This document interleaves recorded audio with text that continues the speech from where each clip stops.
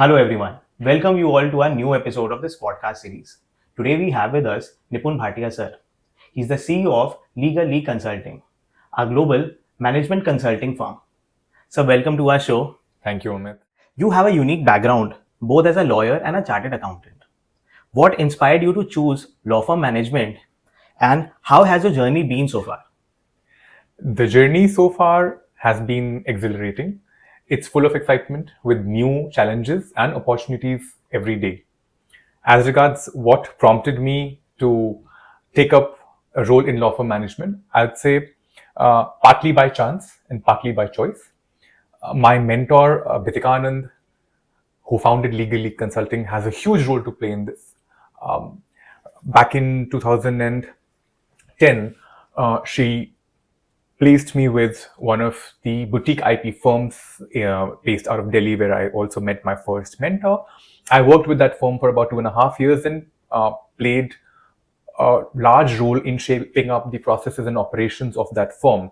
I was taking care of HR, finance, administration, part of the IP operations in terms of investigations, etc., which really gave me a full 360-degree exposure into the management side of law firms. In fact, the firm was very advanced technologically as well, and we were developing some in-house tech products with that firm, which is very crucial to an IP practice. So Bitika had placed me in that organization, and after working with them for about 2.5 years, almost a team of 80 people were reporting into me, and we had set most of the processes that were required to successfully run a law firm. So, after doing this for about 2.5 years, I figured that this is something that perhaps is the need of the hour for many law firms across the country. And that's when I got in touch with Bitika again and said, by that time she had set up Legal League Consulting and was really looking for people who would join her in her mission to bring management to every corner of the country. So I was aligned with her vision to grow this, and I said, why not, let's work together. And that's how I forayed into law firm management. I knew one thing for sure, even when I was doing my CA and my law, that I would perhaps not get into practice of both, but I think what I have ventured into gets me the best of both worlds. Thank you so much, sir. Sir, law firms are often looking to improve their efficiency, especially with the increasing competition. Sir, how do you see this and what steps should they take? I think law firms looking for efficiency is typically the survival of the fittest model. In today's world, typically large law firms are responsible for, let's say, running households or livelihoods for a lot of people associated with it. So when people tell me that, legal services is a service, not a profession, and it's a noble profession, so we should not only be talking about money and profitability, I often ask them, why not? It's important for a firm to be profitable. It's important for a firm to be run efficiently, because the more you do things efficiently, the more profits you bring, you distribute them to a lot of people, you run an organization that is financially super sound. That is where the management aspect and the efficiency aspect of it comes in, and it's important because firms that are efficient and firms who take management seriously are resilient firms. A lot of practices were wiped off. Some suffered a lot of losses during the COVID period because something unexpected came into our lives. But firms who had good operations, who had invested in their infrastructure, and who were quick to adapt to those changes were the firms who ran their practices efficiently even during that period. So efficiency is important. What can firms do to remain efficient? I think it's the sort of network of all the pieces that need to tie in together. You have to have a good team, good workforce who are aligned with firm's vision. Your processes need to be super strong, because a growing organization, or when an organization reaches a certain stage, you cannot rely on the memory of people. Imagine if you forget court timelines, if you forget deadlines, your clients will be unhappy. You will lose rights of a lot of your clients who you're representing. So I think technology is important, workforce is important, time recording is important, being accountable is important. So when we speak what law firms can do efficiently, I feel the merit is the backbone of every legal practice, but to still remain resilient and being in the system, they need to invest time in operations, they need to invest time in management, and they need to invest time in professionalization of running their law firm. That is how they can make it more efficient, when you're ensuring that every piece of your management puzzle is fitting into the bigger canvas. So, talent retention is a major challenge which law firms are facing these days. What are some innovative steps they can take to keep their top talent happy and engaged? Amit, you've asked a very pertinent question. In fact, the subject is also pretty close to my heart. I feel, and I wrote it also the other day somewhere, that the next round of talent war between law firms is purely going to be on culture, because we have seen law firms give handsome packages. We've seen them dole out good increments and hefty variable incentives and bonuses. Still, even the biggest of law firms face attrition. Why? I feel it's very important that apart from the packages and apart from the monetary rewards, today, everyone, right from a fresh law graduate to someone who has decades of experience, they are interested in knowing, is the firm truly interested in helping them grow? Do the firms have defined career progression path? Do I know that if I join this firm as a junior associate or an associate, do I have a defined career hierarchy to go to the partner level? More than that, when I say that the firm should be invested in the growth of its people, it's also the culture. Are the leaders secure? Are the leaders interested in making more leaders?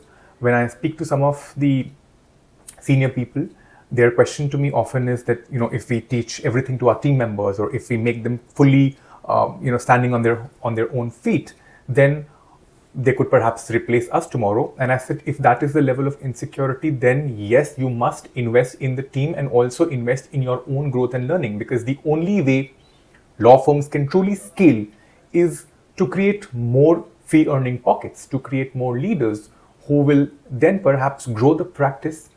But people will thrive in an environment which gives them wings.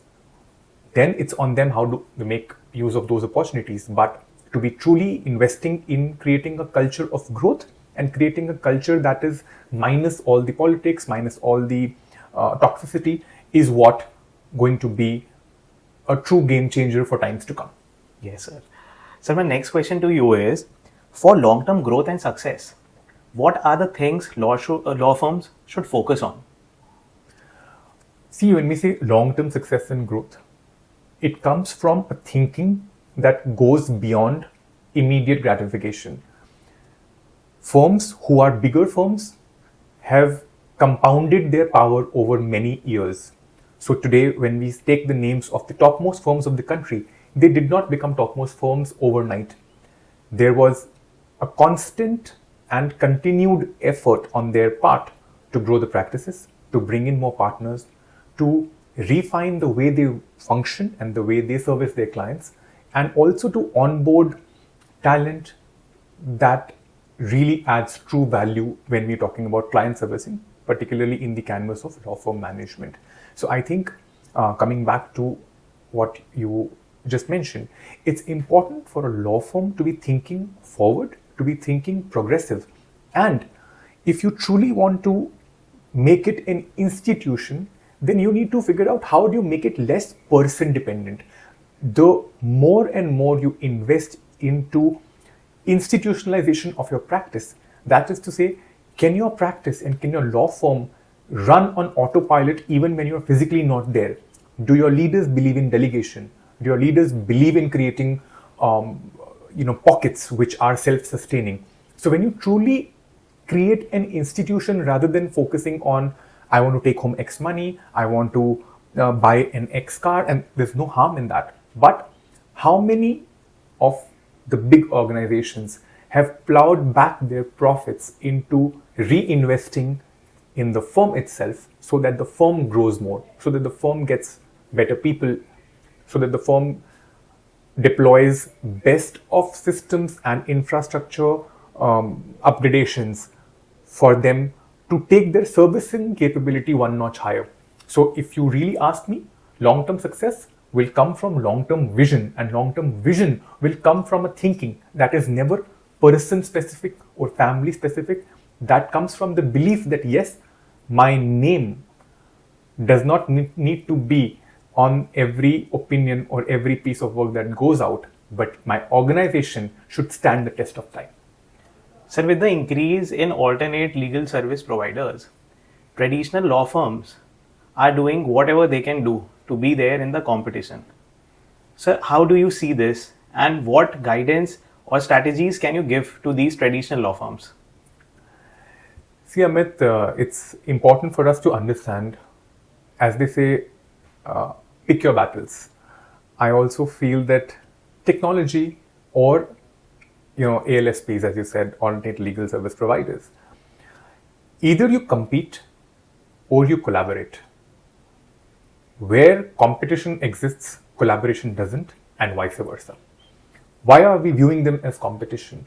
If there is someone who we can collaborate with and enhance our service capabilities, that becomes important. So today, ALSPs will never encroach upon the traditional merit-oriented areas which a law firm has.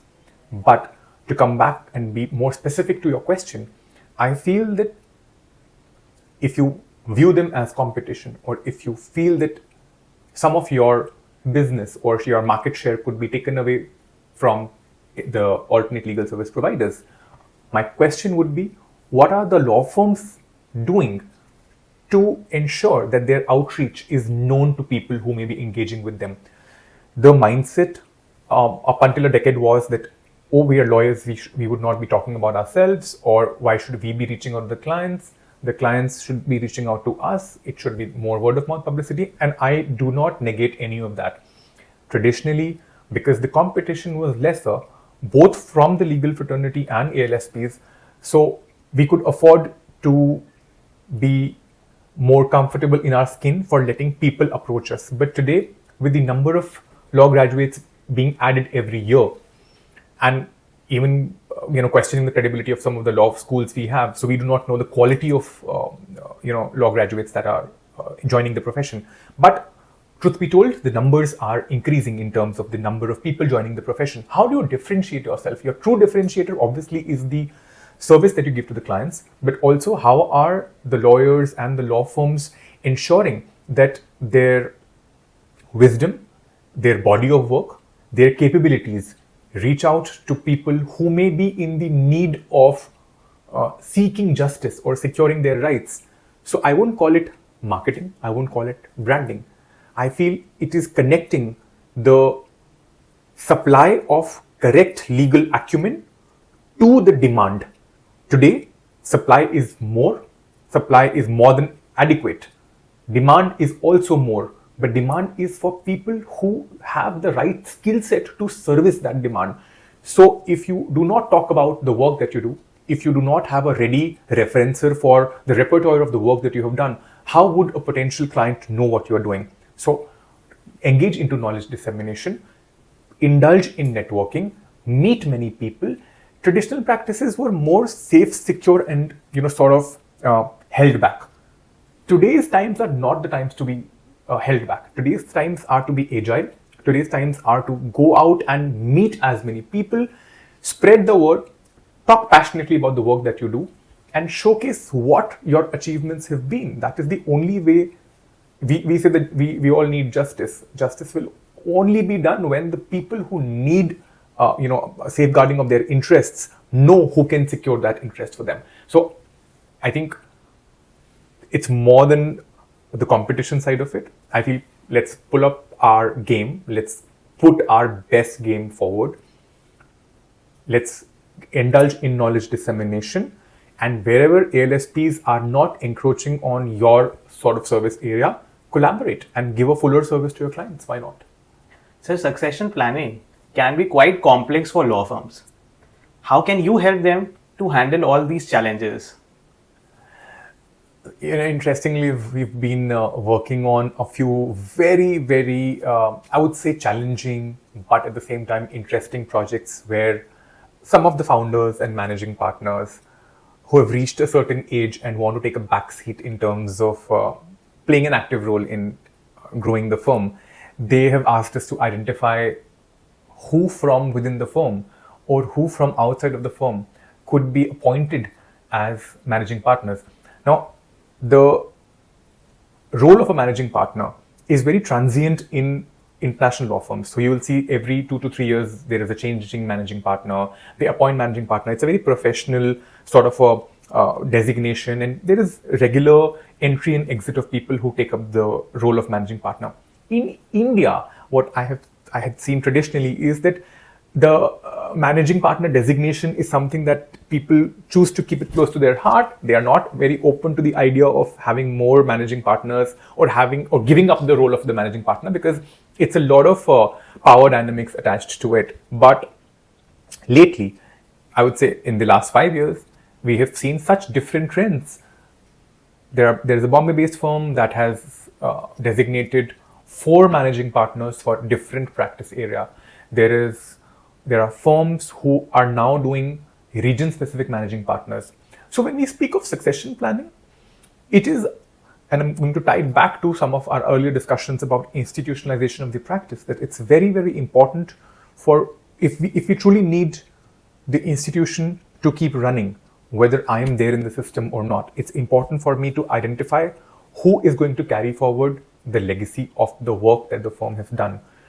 How do we help law firms with succession planning is that once we understand the needs of the founders as to what their vision is, what do they want the firm to be known for, what are their negotiables and non-negotiables for someone who they think this legacy can carry this legacy forward, and then we start evaluating, organically and inorganically from within the firm and from outside the firm, people who are befitting to that role, people who are aligned with the founder in their vision and interest of carrying the firm, and more than anything else, someone who believes firm first concept. That is to say, it's not even me who takes precedence over the firm. It's the firm that takes the precedence. So their decisions, their every move, their every growth aspiration is for the firm first and for the self later.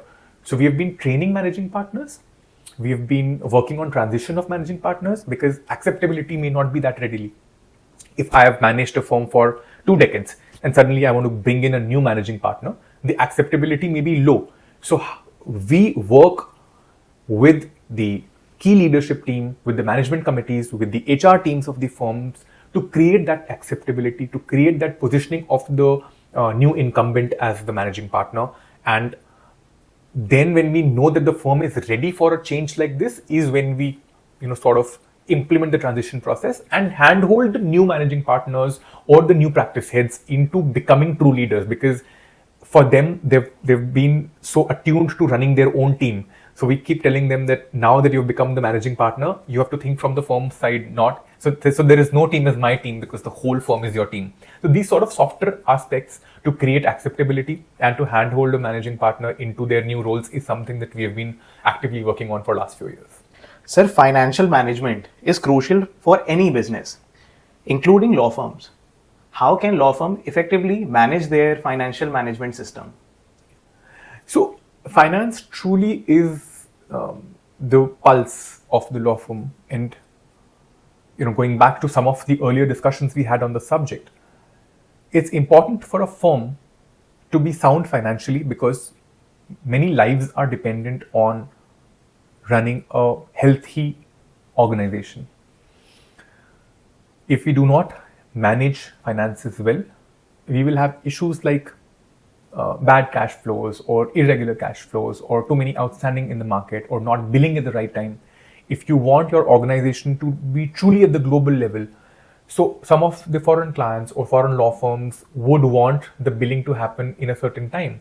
So if I've done a matter for them today, there may be a 30-day timeline beyond which they will not even accept your bill. So if your finance department is not very strong and they choose to send the bill 45 days later than the date of work done, the foreign client or the foreign law firm will reject the bills. In fact, so many Indian firms reject those bills. And it's something that may sound very basic, but we call it method to madness. If you need to ensure that the funds are flowing in time and you have the adequate data to make correct decisions, you have to have a sound finance team. Traditionally, there used to be munshis, there used to be chartered accountants who would play this kind of role in terms of bookkeeping. But a modern law firm goes beyond bookkeeping. It's not only ensuring that your journal entries or your trial balance or your accounts are well kept. Today, that financial information could be a make or break in terms of how well you run your practice. If I'm choosing to see metrics in terms of who has not clocked in adequate billable hours, so I know either the team is not working to the most of its capacity, or there is leakage in terms of billable hours. Now, leakage in terms of billable hour means leakage of revenue. Leakage of revenue means potential losses for the firm. So everything circles back to finance. If I want to have a nice office, if I want to have the best of facilities, if I want to have best of technology, there will be investment required not only in terms of the initial outlay, but to maintain it well also. A lot of financial planning goes into it.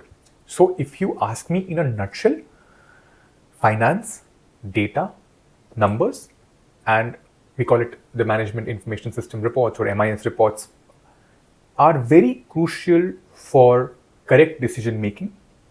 When we travel somewhere, we put the GPS on because it helps us navigate. Look at finance as that GPS indicator, because if you do not have that well oiled machinery to give you that navigation, it becomes a lot of problem because you will not be taking the right decisions and you will go astray on your way. I feel a partner is very good. They come and meet me every day. They come and they run their team very well. Team is very happy, but the team is not doing financially well. So as much as I would want to be engaging with the partner on a personal level, if the practice is not giving me as much returns, I will sooner or later have to pull the plug. So instead of taking those harsh decisions, if I was knowing this financial detail at every point in time, I would engage in dialogue. I would engage with the partner to say, let's build your practice together. I see the numbers are not that great, but let's work towards it. So finance helps you take right decision at the right time. Sir, you have worked with both international and Indian law firms. So what are the challenges they face and what are the difference in their operation? Well, I think we've all known that Indian law firms traditionally were being run in a certain way.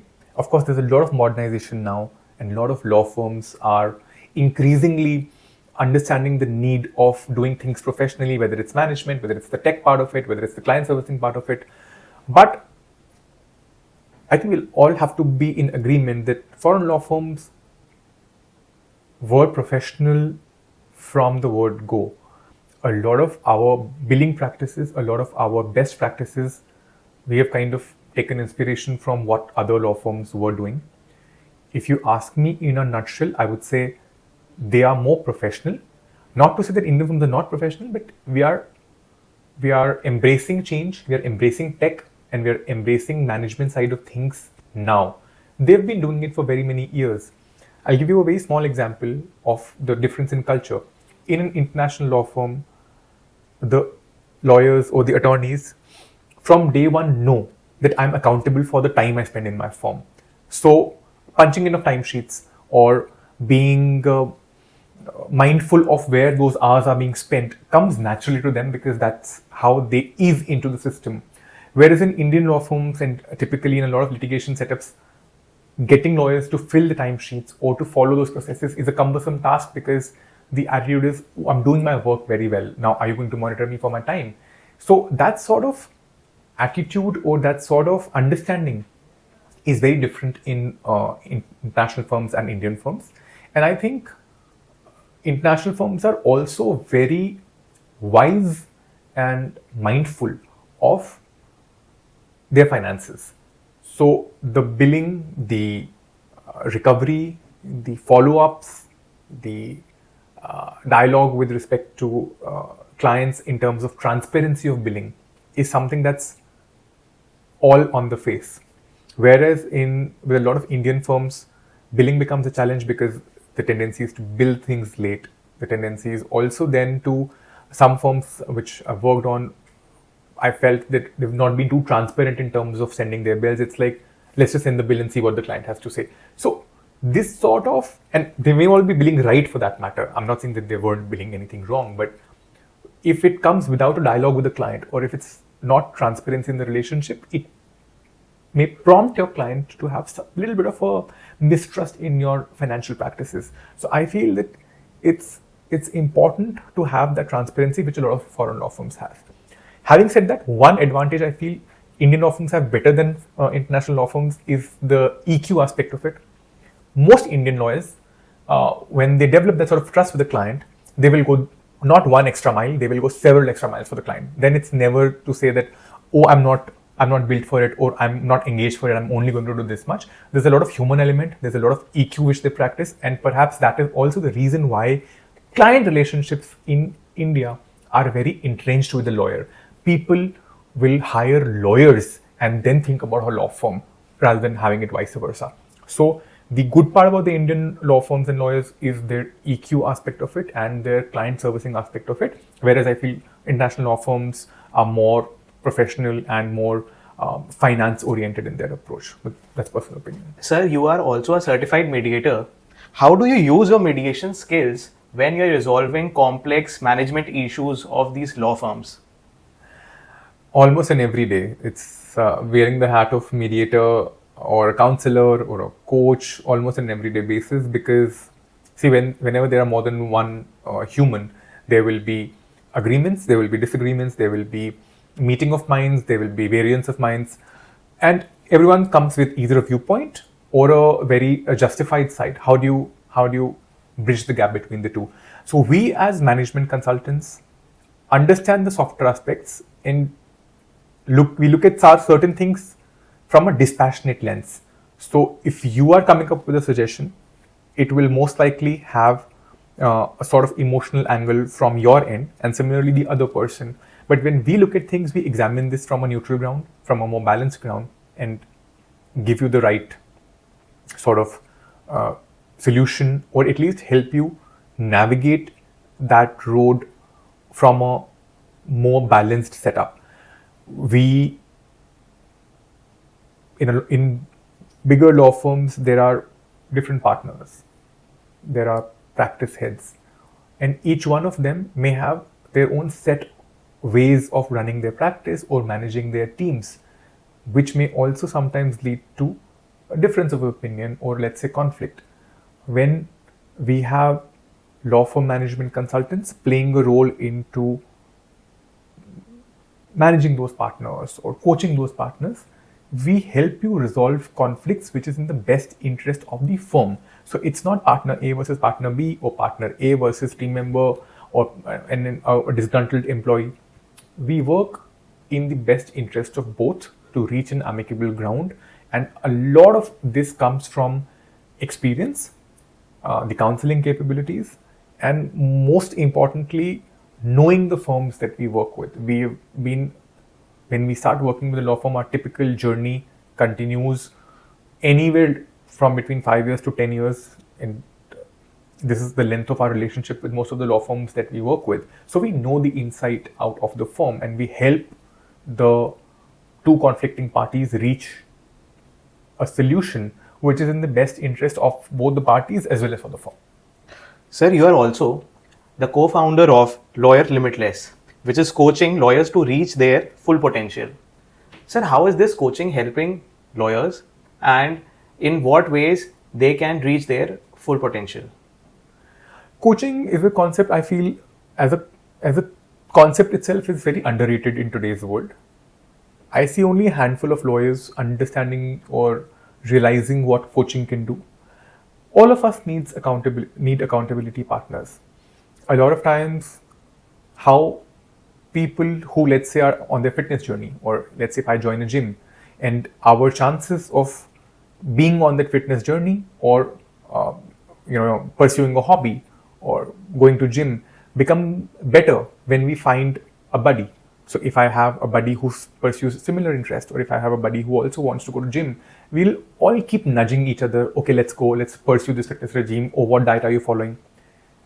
Lawyers are no different. They all need an accountability partner, and that is where a coach steps in. So if I need to extend my hand to you, and ask you, okay, I know you want to grow your practice. Tell me what's bothering you. Tell me how a typical day in your life looks like. Tell me what overwhelms you, what's calming to you. With the set of right questions, we help you discover answers from within yourselves. So, a coach is not a solution provider. A coach is not a therapist. A coach is not a counselor. A coach is an accountability partner in your journey who will help you by asking you the right questions and by nudging you to be on the paths that you have chosen to yourself. So, when we work with law firm managing partners and partners as their coaches, we are meeting with them every week, every fortnight, every month, depending on the frequency they are comfortable with, to keep asking them questions which triggers their thought process and which helps them delve deeper into their own inner selves and discover their potential, what they were capable of thinking but they could not think because nobody was nudging them to the right sort of questions. So that's where we step in as a coach. Now, this sort of leadership level coaching or life coaching is slightly different from the career coaching, which is mostly sought by law students or fresh law graduates or lawyers who are fairly early in their career stages, because the kind of coaching they expect is more towards getting a correct guidance in terms of their career or in terms of their professional journey, which is different. So coaching also has very many multiple types. And Loyal Limitless is an initiative that promotes all sorts of coaching, right from career coaching to life coaching to leadership coaching. Primarily what we do, Bhitika and I, work more with partners and become their accountability partners in their journey to have thriving practices and, of course, thriving lives. Thank you so much, sir, Pleasure. for coming to our show. Pleasure, Amit. It was really nice, and I wish your podcast all the best.